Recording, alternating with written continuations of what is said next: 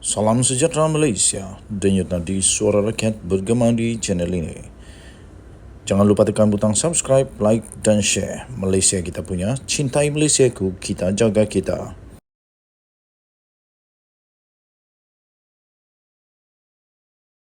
Salam sejahtera Malaysia, denyut nadi suara rakyat terus bergema di channel ini. Sekarang ini yang paling hangat di isu di dalam Malaysia adalah tentang Ketua Hakim Negara yang akhirnya bersuara memberikan banyak pembongkaran terkini yang mengejutkan.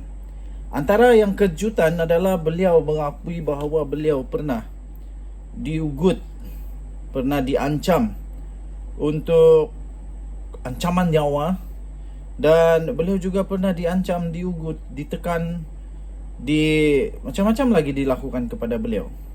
Terbaru ini, Ketua Hakim Negara mengejutkan satu lagi keputusan, ataupun pendedahan terbaru, keputusan terbaru yang amat mengejutkan. Ketua Hakim Negara umumkan terpulang kepada Najib Razak jika mahu file petition kepada PBB. Tetapi pada pendapat saya, ini membuang masa membuang masa Najib saja.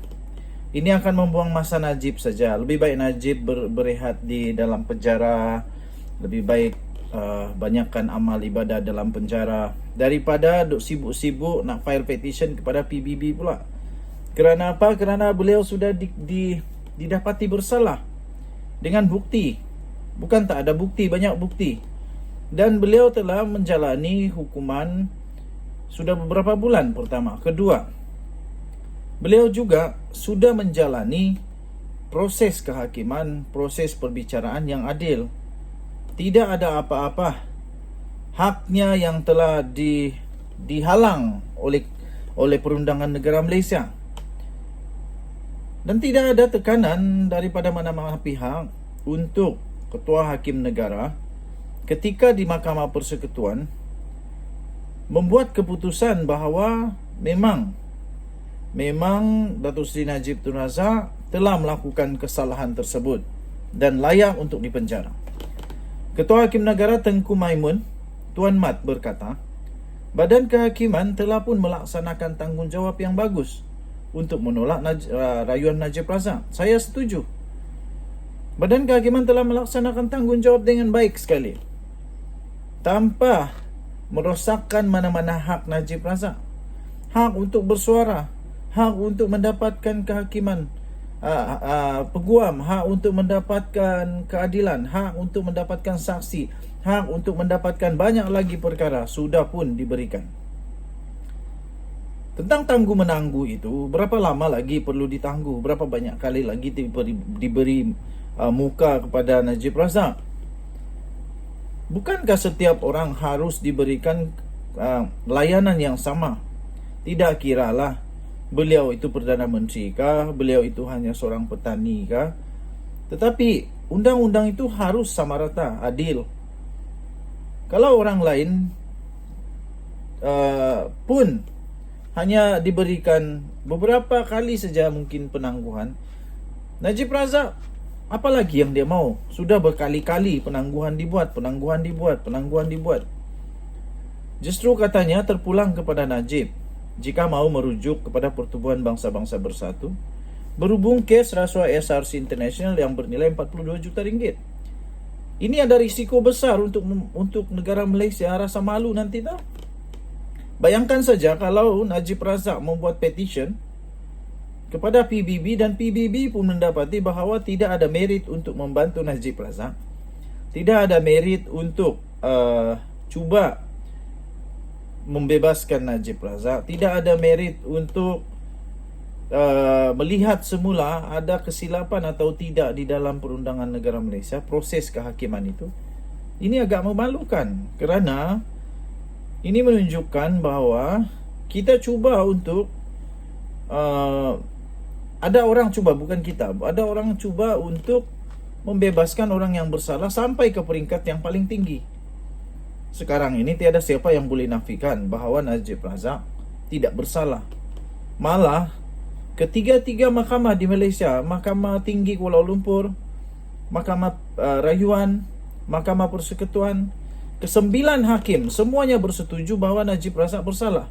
Tiada satu pun hakim yang dapat melihat, dapat menemukan bukti bahwa Najib Razak tidak bersalah. Kesembilan hakim bersetuju bahwa Najib bersalah. Ini menunjukkan bahwa tidak ada langsung kesilapan dalam penghakiman ini. Tengku Maimun berkata bahwa Badan Kehakiman tidak terjejas oleh petisi Najib kepada Kumpulan Kerja Majlis Hak Asasi Manusia PBB mengenai penahanan arbitrari atau UNWGAD berhubung dakwaan penahanan sewenang-wenangnya. Saya bukan orang undang-undang, jadi saya tidak berapa faham tentang penahanan sewenang-wenangnya. Najib Razak adakah dia ditahan sewenang-wenangnya? Bagi saya tidak. Malah ketika beliau sudah pun didapati bersalah, menunggu rayuan, orang lain susah untuk dapat visa, susah untuk dapat pasport untuk keluar negara. Tapi Najib Razak tetap dapat diberikan belas kasihan oleh Mahkamah Perundangan Malaysia untuk beliau dapat pergi melawat anak-anaknya yang baru bersalin. Itu pun sudah cukup bagus. Ketika beliau sudah didapati bersalah pun beliau tetap bebas di Malaysia ini berkempen, kritik kerajaan, macam-macam lagi seolah-olah beliau tidak bersalah. Apalagi yang mereka mahu daripada perundangan Malaysia. Kata Tengku Maimun lagi, Ketua Hakim Negara lagi, dia boleh melakukan apa saja yang dia mahu kerana kami telah melaksanakan tugas dan tanggungjawab kami, kata Ketua Hakim itu. Apa saja jalan yang ingin dia terokai, itu bukan tanggungjawab kami, katanya. Terpulang kepada dia apa yang dia mahukan, apa yang dia mau lakukan, kata Tengku Maimun pada satu sidang media di luar acara pembukaan tahun Undang-Undang 2023 di Pusat Konvensyen Antarabangsa Putrajaya. Tengku Maimun adalah sebahagian daripada 5 panel Mahkamah Persekutuan yang pada Ogos tahun lalu yang telah menolak rayuan Najib Razak untuk membatalkan keputusan bersalah serta hukuman penjara 12 tahun dan denda sebanyak 210 juta ringgit Malaysia yang dikaitkan dengan kes SRC. Dia menjawab pertanyaan media berhubung tindakan Najib memfailkan semula petisyen itu pada 5 Januari.